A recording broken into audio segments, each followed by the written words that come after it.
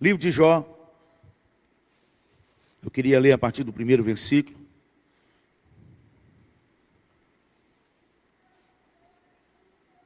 Até o versículo 5. Havia um homem na terra de Uz, cujo nome era Jó. Homem íntegro e reto, temente a Deus, e que se desviava do mal. Nasceram-lhe 7 filhos e 3 filhas. Possuía 7.000 ovelhas, 3.000 camelos, 500 juntas de bois e 500 jumentas. Era também muito numeroso o pessoal ao seu serviço, de maneira que este homem era o maior de todos os do Oriente. Seus filhos iam às casas uns dos outros e faziam banquetes, cada um por sua vez, e mandava convidar as suas 3 irmãs a comerem e a beberem com eles. Versículo 5, vamos ler juntos? Decorrido o turno de dias de seus banquetes, chamava Jó aos seus filhos e os santificava. Levantava-se de madrugada e oferecia holocaustos, segundo o número de todos eles, pois dizia: talvez tenha pecado os meus filhos e blasfemado contra Deus em seu coração. Assim o fazia Jó. Assim o fazia Jó. Amados, numa sociedade pervertida, como temos vivido nesses últimos dias, na época de Jó não era diferente. Na época dos homens de Deus do passado não era diferente. Aliás, um dos sinais que Jesus deixou claro para os seus discípulos ali em Mateus 24, quando eles estão saindo do templo e deslumbrados com aquela beleza, com a arte, com o ouro, as pedras preciosas sobre aquele templo. E Jesus afirma para eles que aquilo ali não ia ficar pedra sobre pedra. E então eles perguntam quando é que vai começar a suceder estas coisas. Jesus começa a falar sobre os sinais dos últimos dias. E um dos sinais que ele deixa claro, que estava próximo o retorno dele para a sua igreja e o fim deste mundo. Ele diz: esses dias serão como os dias de Noé. E aí a palavra só resume-se eles: casavam-se e davam-se em casamento, e então verá o fim. Mas eles não só casavam e davam-se em casamento. O sinal não é casar e dar casamento ou ter vida normal. O sinal é como nos dias de Noé, dos quais Deus se aborreceu daquele mundo por causa da perversão humana. Chegou a tal ponto que Deus falou: vou destruir todo mundo. Nós nunca tivemos, em todos esses anos que eu me conheço, que eu nasci, que eu dei por mim, que eu comecei a acompanhar, nós nunca tivemos num mundo tão pervertido como nesses últimos dias. Essa vergonhice declarada na televisão, na internet e em tudo quanto é lugar. Nas escolas, gente querendo empurrar a goela abaixo daqueles que servem e amam ao Senhor Jesus, a lixaiada da alma deles. Lembre-se que eu já preguei algumas vezes aqui, e eu tenho afirmado para vocês: cada um dá o que tem. A gente só pode dar para alguém o que a gente tem. E infelizmente a sociedade do nosso país só tem lixo, só tem podridão, perversão intitulada de cultura. E é cultura, cultura demoníaca, cultura de Satanás, cultura de orgias sexuais, do qual isso é claramente declarado em qualquer livro de satanismo quando você lê. Para se iniciar ao satanismo, há orgias sexuais. É exatamente o que o mundo hoje está. Aliás, nós não estamos sendo pegos de surpresa. Você pode estar sendo desavisado porque você não está lendo a sua Bíblia.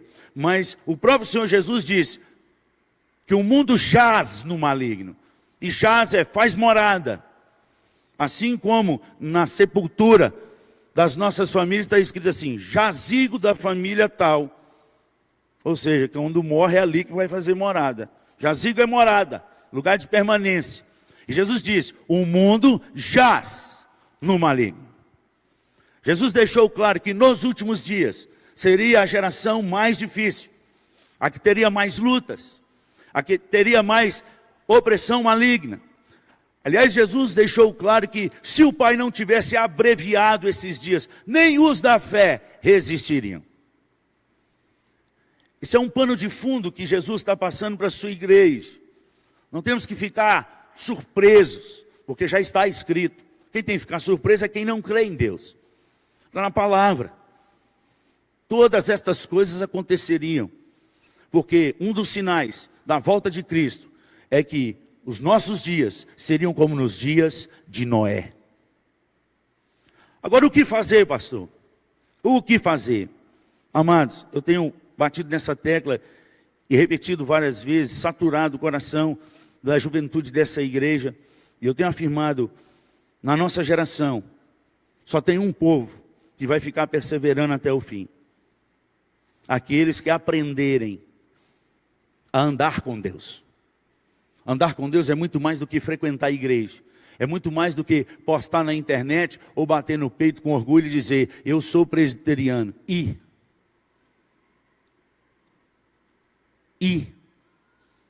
o fato de ser presbiteriano não faz nem cosquinha no diabo e seus anjos. A única coisa que faz diferença e incomoda é o povo, sendo presbiteriano ou não, que anda com Deus. É essa turma que vai marcar a sua geração. É essa turma que vai resistir. E é essa turma que vai perseverar até o fim. Jó é um dos homens dos quais eu muito admiro na palavra de Deus. Porque são pessoas que não tinham lei. Ou seja, na geração deles, cada um fazia o que bem entendia. Como que era a verdade. Andava no que eu acho. Porque não tinham leis normativas. As leis vieram em Moisés. Eles não tinham igreja. Eles não tinham pastores. Eles não tinham livros teológicos, nem devocionais, nem a Bíblia. Eles não tinham ministério de louvor, coral cantando as verdades de Cristo. Mas eles tinham Deus e isso era suficiente para a vida deles.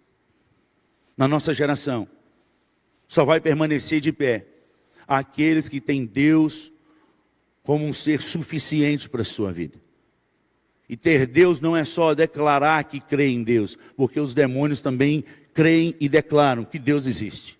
Tiago 2,19 diz, crês tu que existe um só Deus? Fazes bem. Até os demônios creem e tremem. Ter Deus é muito mais do que acreditar, é andar. É andar com Ele. E uma família de sucesso, nesses últimos dias, vai ser uma família que persevera. Persevera primeiro na prevenção. Olha o versículo 5. O texto diz aí, que no decorrer do turno de dias dos seus banquetes, chamava Jó os seus filhos e os santificava. E levantava-se de madrugada e oferecia holocausto segundo o número de todos eles. Pois dizia, talvez, prevenção. Não esperou acontecer. Não ficou examinando para ter a certeza que vai ter alguma coisa ruim para depois correr atrás, como a nossa geração é. Como nós fazemos isso culturalmente. A gente só vai no médico depois que desanda. Quer dizer, a grande maioria, do qual eu sou o principal. Cultura ruim, que causa grandes prejuízos lá na frente. A gente só toma alguma atitude, a gente só corre atrás de alguma coisa, de socorro, do pastor, da igreja, depois que os filhos desandam. A gente só corre atrás da liderança espiritual, depois que o casamento desanda. Cultura das ruins. Jó foi um homem que andou na frente da sua geração, porque ele era um homem que perseverava na prevenção. Ele andava na frente, talvez tenha pecado. Se a gente andasse assim com os nossos filhos, quem sabe, irmãos, nós não estaríamos melhores. É só uma sugestão para vocês. Pare de correr atrás, anda na frente. Paga um preço. Quando a gente está com enfermidade que não tem cura, a gente faz de tudo. Vende carro, vende casa, qualquer coisa, para que haja mais um pouco de vida. Todos são assim. Não é diferente com ninguém. Steve Jobs, no final da vida dele, falou que daria toda a sua fortuna por mais 10 anos de vida, correndo atrás. Comece a correr na frente. Por que não dar toda a sua vida antes que alguma coisa ruim aconteça? Persevere. Persevere na sua casa, persevere no seu casamento, persevere com seus filhos. Se antecipe, faça a prevenção.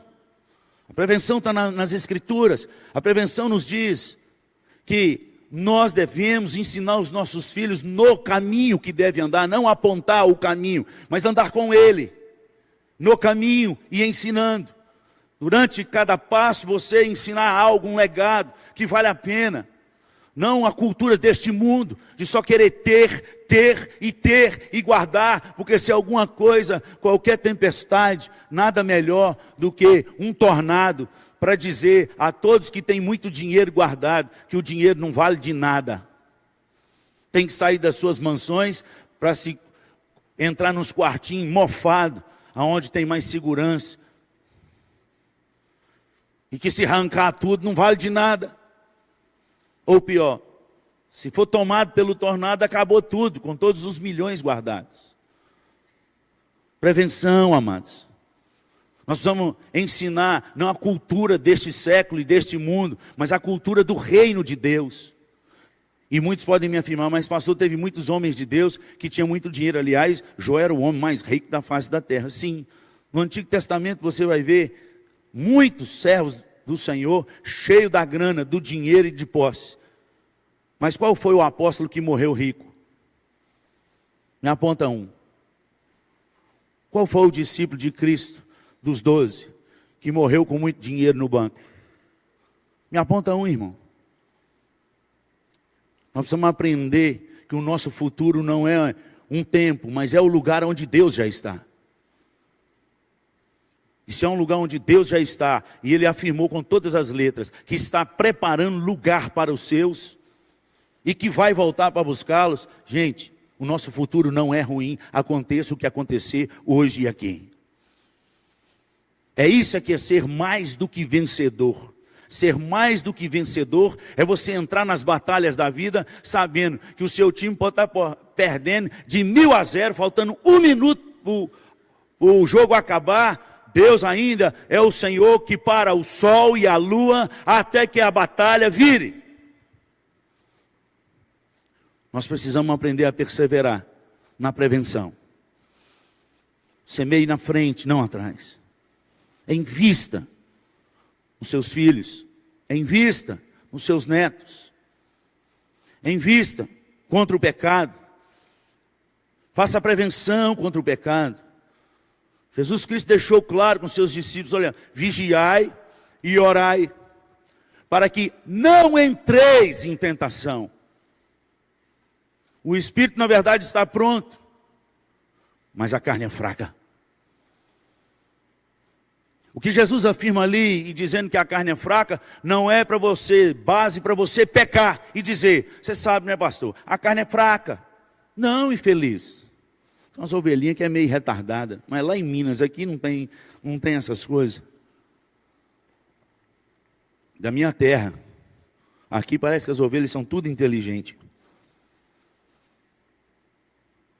Porque peca e fala, aí a gente vai questionar, meu filho, mas você não pode fazer umas coisas dessas. Ô pastor, o senhor sabe, né? A carne é fraca. Foi isso que Jesus quis dizer naquele texto, não. A ênfase está no vigiar e orar, não está no pecar, não. E nem na carne que é fraca, não. Vigiai e orai, para que não entreis, não é nem pecar, é para não entrar em tentação. Então a minha ênfase deve ser perseverar na vigilância e na oração. Um dos motivos que tem me mantido vivo, espiritualmente falando, em todas as áreas, é porque eu sei que a minha carne é fraca, eu tenho a plena convicção que a qualquer minuto da minha vida eu posso pecar. E então eu vigio, e de vez em quando desanda ainda.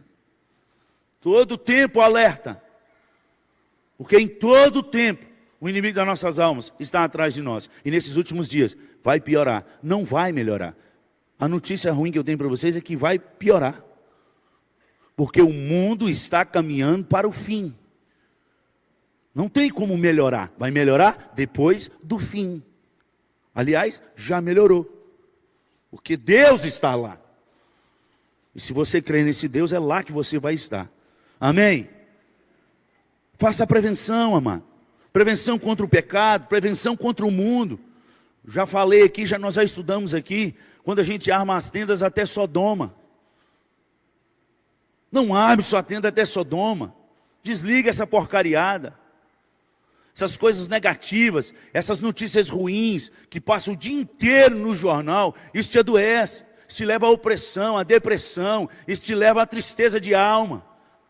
Encharca a sua vida da palavra de Deus, transborda da palavra, medita nela, de dia e de noite, de dia e de noite, de dia e de noite, não é só uma vez por dia.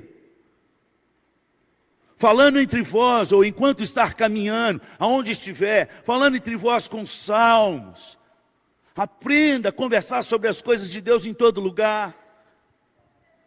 A gente encosta perto das pessoas da igreja, nas rodinhas, e a gente só escuta falar sobre carro, sobre viagem, sobre passeio, sobre não sei o que, dinheiro, aplicação. Filho, fala sobre Deus. Decida andar com Deus no nome de Jesus. Uma família de sucesso é uma família que persevera nessa direção.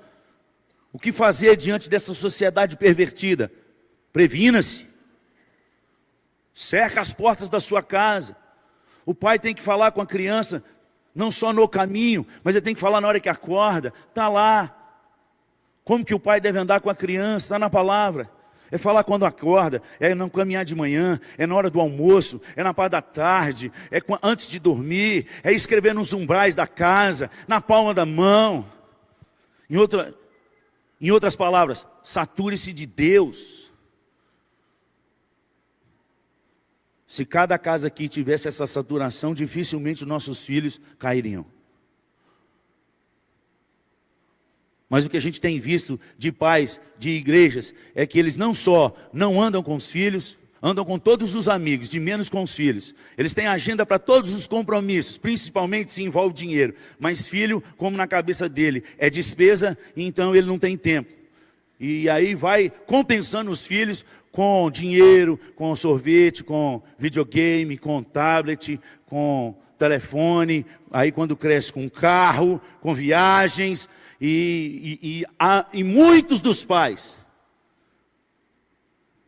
não fazem um pouquinho de esforço para trazer os seus filhos na escola dominical. Mas quando eles pedem para ir para a boate, os pais levam e ainda trazem.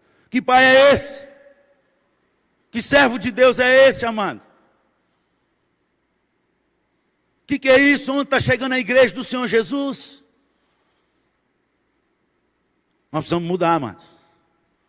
O mundo não é um lugar de permanência, é um lugar de passagem, do qual Deus nos retirou dele. E diz que não somos daqui, somos como forasteiros. Somos de uma outra cultura, chamada de cultura do reino de Deus. O reino de Deus é chegado até vós. E no reino de Deus não há lugar para mundanismo. O mundo não é sócio de Deus. Nunca foi e nunca será. Muito pelo contrário. O mundo jaz no maligno. E tudo aquilo que está nele envolve nele. Pare de levar seus filhos nessas festas mundanas, no nome de Jesus.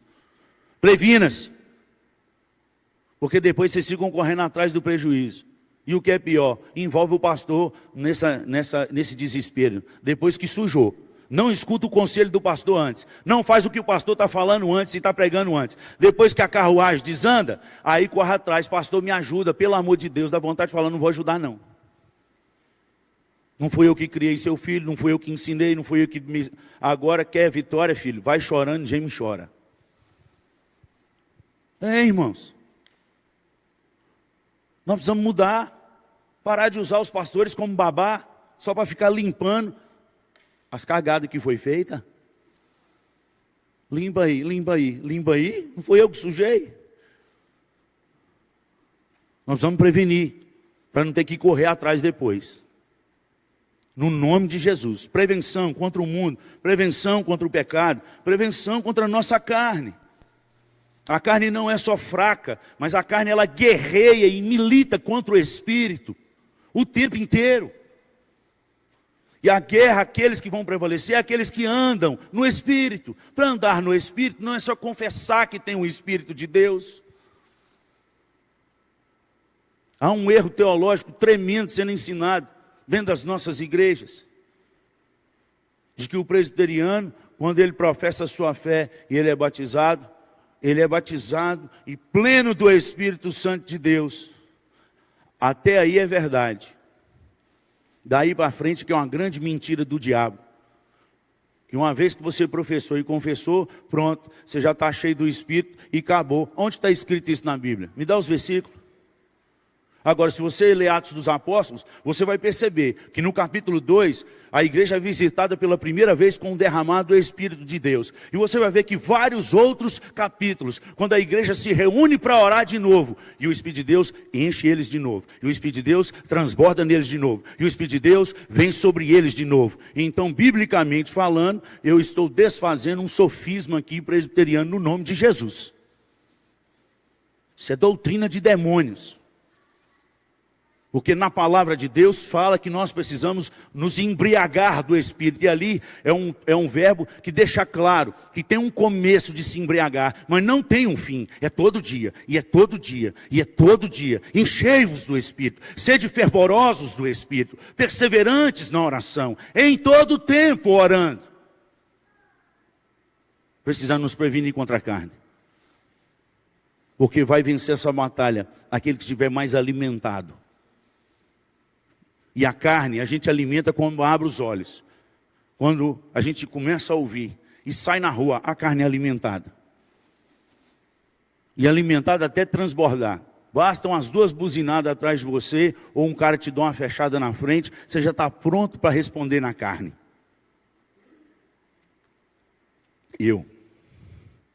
Então eu tenho que vigiar.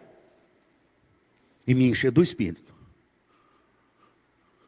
Nós precisamos aprender a vencer este mundo na prevenção. Assim o fazia Jó, continuamente. Acordava de madrugada para orar pelos seus filhos e pagar um sacrifício pelos seus filhos de oração.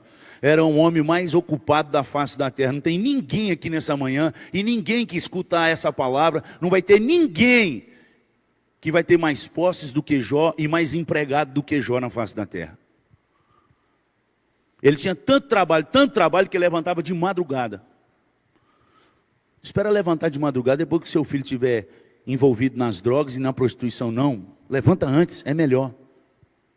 Paga o preço antes, é melhor. Não espera seus netos desandar, não. Paga o preço agora. Jejua toda semana pelos seus filhos, pelos netos. Oração, jejum é bíblico e é ordem do Senhor Jesus. Está logo abaixo da oração do Pai Nosso, no Sermão da Montanha. É tão bíblico que Jesus falou que nos dias que o noivo estava presente, não precisava de jejuar, mas haveria um tempo que o noivo será tirado. E nesses dias, Jesus disse, eu digo, hão de jejuar. Uma das coisas que a gente menos faz é jejum. Precisamos pagar o preço, amados. Prevenção. Uma família de sucesso é uma família que persevera na prevenção. Mas é uma família que persevera numa agenda para Deus. Levantava de madrugada, apesar do dinheiro, apesar das obrigações, apesar dos problemas, Jó levantava de madrugada para buscar a Deus. A primeira agenda de Jó na vida dele todos os dias era Deus. Nós precisamos colocar essa prevenção na nossa vida. Uma prioridade de agenda de Deus. E demais coisas depois. Todos os grandes homens de Deus registrados na história. Todos. A primeira agenda deles era com Deus. Você pode ler a biografia de qualquer um deles. Hudson Taylor, todos os anos que ele passou na China, ele deixou registrado que nunca o sol se levantou sem que o pegasse de joelhos. Nunca. Se você olhar John Knox, você vai ver que John Knox orava nas madrugadas e 6 horas por dia. John Hayden, 6 horas por dia, presbiteriano. Lutero, a reforma, as 3 primeiras horas do dia dele, ele passava em oração. E no dia que ele sabia que ia ser ferrenho, que ia ter luta, que ia ter muito problema, ele aumentava 1 hora de oração a mais, 4 horas. E aí nós queremos ser igual, aliás, até dizemos que somos iguais a eles. Porque quando a gente fala assim, eu sou calvinista, você está dizendo assim, eu sigo tudo que João Calvino fazia. Mentira. Talvez no barril de vinho sim, mas na oração não. Porque uma das coisas que nós escutamos da história de João Calvino, que quando ele chegou em Genebra, Genebra era uma cidade igual nós estamos vivendo no Brasil agora.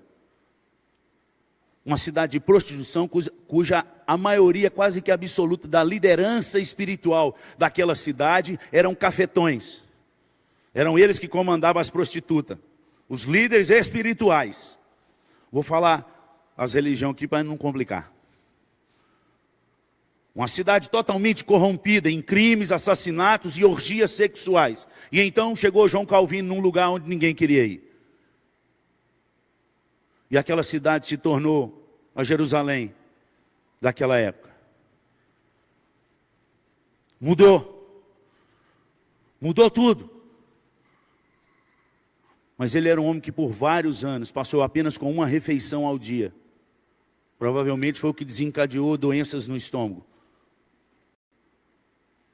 Vários anos. Porque durante 8 horas por dia, ele passava agarrado nas escrituras e em oração e jejum. Cuidado quando você vai falar que você é calvinista, viu? Não ora nem 8 minutos. Um dos títulos que, aliás, se eu conseguir o único título para a minha vida, eu vou morrer feliz demais. O título que Jesus disse para os discípulos quando estava falando sobre fé e sobre obedecer às ordens de Deus, do Pai. E ele conta uma parábola e fala com os discípulos e diz, olha, qual é o servo que antes de sentar à mesa com o seu Senhor, não faça toda a sua obrigação do dia que foi passada para ele. E no final para sentar e comer depois.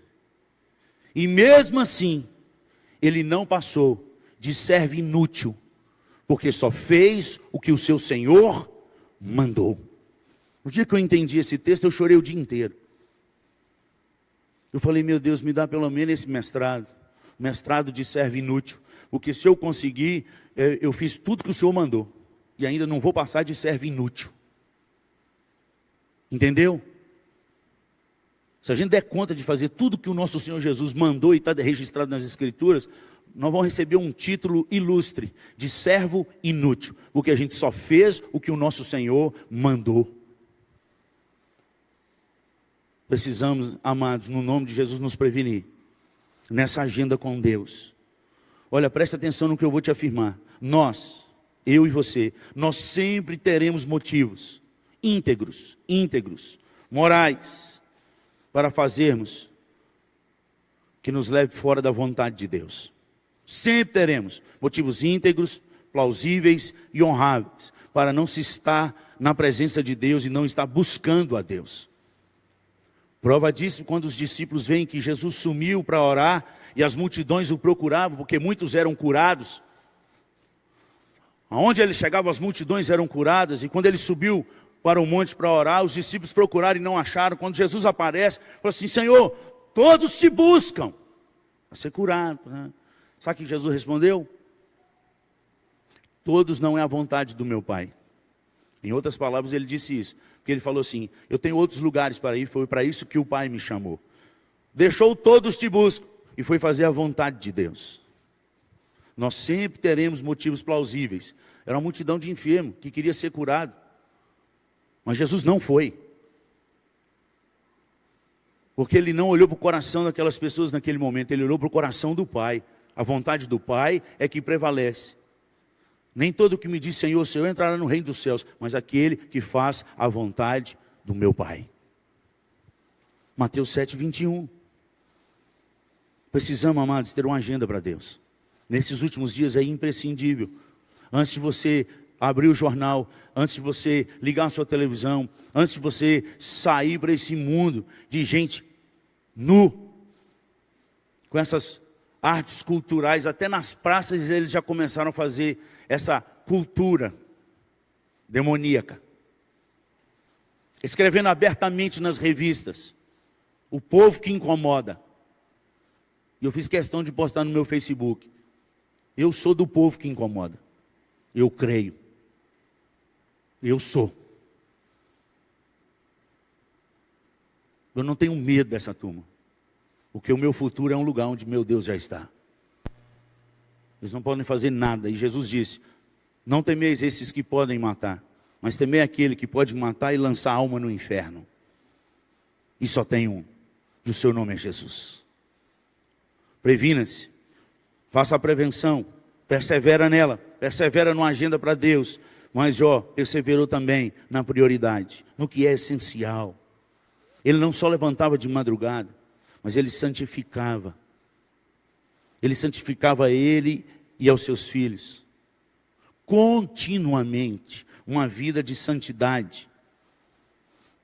Se hoje tem acontecido desastres dentro da igreja, no nível familiar, é porque nós não temos uma vida de santidade a Deus. Uma vida de santidade dos filhos, nas atitudes, no que assistimos, no que se alimenta, no que conversa. Presta atenção, amados. Esse amor que tem sido pregado, inclusive dentro de algumas igrejas, inclusive dentro das nossas igrejas presbiterianas, sem santidade, é um amor demoníaco, não é um amor de Deus. Não existe amor de Deus sem santidade de Deus. E não existe santidade de Deus sem o amor de Deus. Onde que está escrito isso, pastor? No contexto de Colossenses capítulo 3, no versículo 12. O contexto é que Paulo está dizendo para aquela igreja, no capítulo 2, versículos 6 e 7, ele está chamando essa igreja, está dizendo, ora, como vocês dizem que tem Cristo Jesus, então assim andai nele. Nele radicados, edificados e confirmados pela fé, tal como fostes chamados. E aí no capítulo 3 ele começa a dizer a normativa daqueles que realmente andam com Deus. Qual é a prática desse povo? E a prática é pensar exaustivamente e buscar as coisas lá do alto e não as que são aqui da terra. Fazer, pois, morrer a vossa natureza terrena, versículo 5 de Colossenses 3, até o versículo 11. Aquilo que a gente tem que despojar, tirar. Despojar é tirar a vestimenta. Ou seja, essa roupagem que você anda não pertence ao reino dos céus. Qual? Linguagem obscena no vosso falar, mentira, não mintais uns aos outros, prostituição, paixão lasciva, avareza. A palavra avareza ali pode ser traduzida como a vontade de sempre querer mais. Nunca está satisfeito com o que tem. Esse tipo de coisa é um tipo de coisa que a gente tem que fazer morrer em nós. Mas aí no versículo 12 do capítulo 3 de Colossenses, ele fala agora então qual é a roupagem daqueles que andam com Deus. E ele começa dizendo, revesti-vos, pois, como eleitos de Deus. Então ele está dizendo quem é que vai vestir essas roupas. Só os eleitos. Os eleitos de Deus. E aí ele diz, quem são os eleitos de Deus? Não é só quem diz, eu creio, não. Aos eleitos de Deus, santos e amados. Depois que ele fala de ternos afetos de misericórdia, de bondade, suportai-vos uns aos outros. Não vai entrando dentro da igreja presbiteriana e falando, sabe, porque você fez profissão de fé, você é um predestinado. Não, um predestinado ele anda em santidade e anda em amor, irmão. Se você faltou amor com alguém, se tem faltado santidade na sua vida, você não é eleito não, filho, infelizmente. É a palavra que diz. Uma vida mundana, culturalmente, não tem nada a ver com a vida de Deus. Porque os eleitos de Deus, eles andam num caminho de santidade. E caminho de santidade é ser separado das coisas para Deus. Agora o caminho do mundo é um caminho de profanar, de profano, de fazer o que todo mundo faz. Se você estudar a palavra lá, a palavra profanar é fazer o que todo mundo faz, o que é comum. Nós precisamos ter uma vida de prioridade naquilo que é essencial. Se a gente caminhar na direção de Deus, amados, Jó não tinha igreja, ele não tinha a Bíblia nas mãos, mas ele andava com Deus. Ele marcou a sua geração. Ele foi o homem que tocou no coração de Deus a ponto de Deus apostar nele. Na nossa geração, não é igreja que vai nos fazer ser bem-sucedido, nem pastor. É Deus. A Ele a honra, a glória e o louvor. E é para sempre. Uma família de sucesso, uma família que persevera na prevenção, na agenda para Deus, no que é essencial, mas nas iniciativas positivas.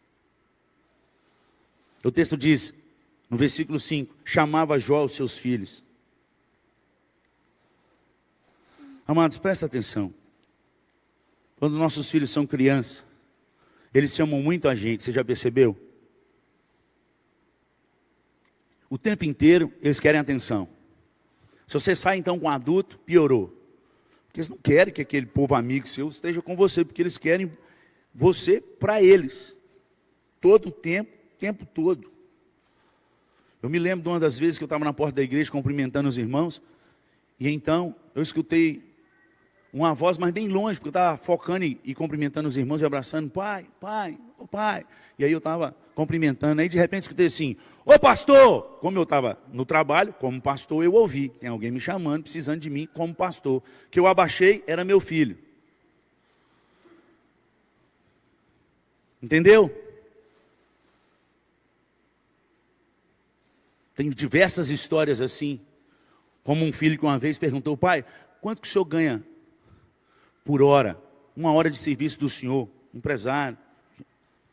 Você já deve ter escutado dessa história, muitas vezes. Eu falei, o que você quer saber, meu filho? Quanto que é? Não, a hora dá a hora R$20. Ô pai, o senhor pode me dar R$15? E o pai brigou com o menino. Você está querendo saber para você ficar me pedindo dinheiro? E que não sei o quê? E o menino chorou. Aí o pai foi tocado, foi lá, ô meu filho, você me perdoa. Eu fui bravo com você, tu toma R$15 aqui. Daqui a pouco volta o filho com as moedinhas dele do cofrinho e mais os R$15. Ô pai, tá aqui R$20 a hora. O senhor pode brincar 1 hora comigo? Oi, gente. Oi, gente. Oi, gente. Vamos mudar no nome de Jesus. Coloque sua família na sua agenda. E prioriza isso no nome de Jesus. Iniciativa positiva. Chamava Jó aos seus filhos continuamente. Porque os nossos filhos nos chamam muito quando criança, amados. Mas quando eles chegam a jovens, é nós que vamos precisar de chamá-los. E toda família que os pais não deram atenção para os seus filhos e nem agenda para os seus filhos enquanto eles eram crianças, olha, pode ter certeza, quando eles chegarem na juventude, eles vão te chamar não. Eles vão chamar os amigos lá de fora, porque os amigos lá de fora dá tempo para eles. E o que é pior, os amigos lá de fora estão cheios de porcariada, dessa cultura mundana e demoníaca, e vai influenciar a cabeça dos seus filhos, porque a palavra de Deus já nos afirma isso, em 1 Coríntios capítulo 15, no versículo 33, olha, não vos enganeis, as más conversações corrompem os bons costumes. Em outra Bíblia a tradução é, as más conversações destroem os bons costumes. Tudo que você construiu, esses anos todos tentando trazer seus filhos para a igreja, aonde eles estiverem na escola, na universidade, na rua, vai ser destruído. Se eles não tiverem base firme na rocha que é Cristo Jesus. Persevere nas iniciativas positivas. Chame seus filhos com palavras doces, com gesto de carinho, com abraço. Você já abraçou seu filho 20 segundos para ver o que dá? Experimenta. Vem cá, deixa eu te dar um abraço. E aí abraça. Aí vai querer sair. Falou, não, eu quero um pouquinho mais. Um pouquinho mais. Vamos contar aqui 20 segundos. Ô, gente, eu já fiz isso inclusive na igreja. Quando eu chego membro de igreja nervoso, por causa do conselho, por causa do pastor, que tem todo, e começa a falar, que negócio todo. Ô, irmão, antes da gente continuar, eu posso te dar um abraço? E aí eu seguro. E aí eu seguro. E passo a mão na cabeça. 20 segundos depois, passou. Um remédio para a alma. Experimenta, gente. Você vai ver que vai melhorar, no nome de Jesus. Provérbios 22, 11 nos afirma: o que é grácil no falar, terá por amigo o rei. O mundo não vai mudar, mas nós podemos mudar. Aumenta a sua intensidade na direção de Deus, porque o mundo não vai mudar. Mas quanto mais cheio de Deus, mais longe do mundo. Quanto mais cheio de Deus, mais firmes para a gente resistir às coisas do mal.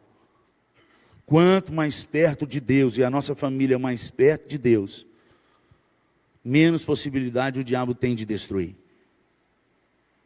Nós temos famílias que não são perfeitas. Ninguém tem família perfeita aqui. Ninguém. Nem eu. Mas nós podemos ter famílias imperfeitas, cheias da presença de Deus. E aí tudo muda. Persevera nesse caminho no nome de Jesus. Não abra mão. Aí os avós que estão aqui vão assim: poxa vida, se eu tivesse escutado essa palavra antes, eu tinha feito uma vida melhor com os meus filhos. Aí começa a chorar, entra até em depressão. Ei, acorda, você tem neto.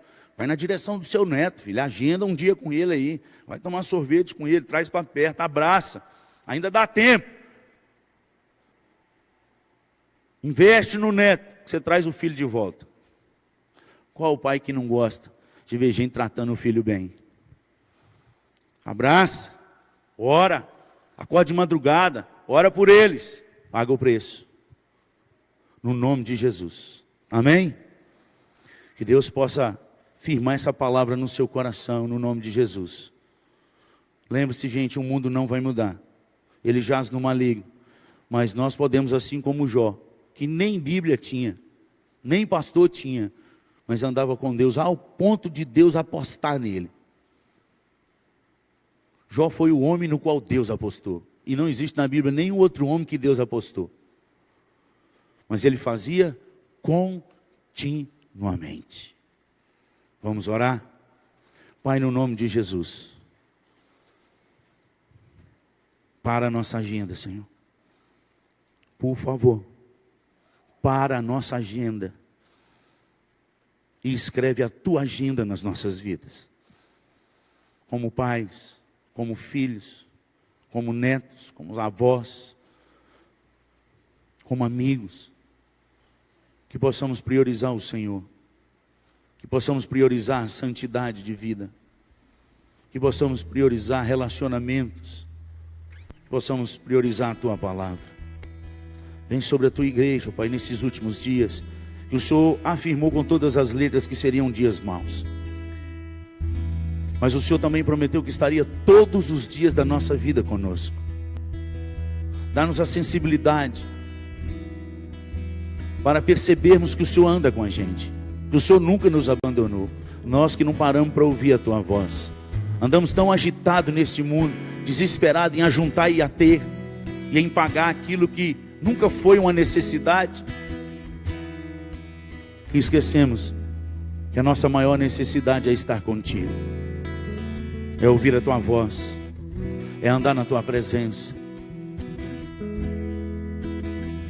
Tem misericórdia de nós. Desperta a tua noiva e nos prepare para o encontro com o Senhor. Não temos que preparar para lutar contra este mundo, mas para encontrar com o Senhor. Que nessa manhã a tua palavra possa inundar o coração dos teus filhos, aonde essa palavra for. Que ela possa abençoar vidas, transformar famílias, relacionamentos de pais e filhos, de esposa e esposo, de avós e netos. Ajuda-nos a perseverar continuamente na tua presença. Essa é a nossa súplica, no nome poderoso de Jesus Cristo. Amém.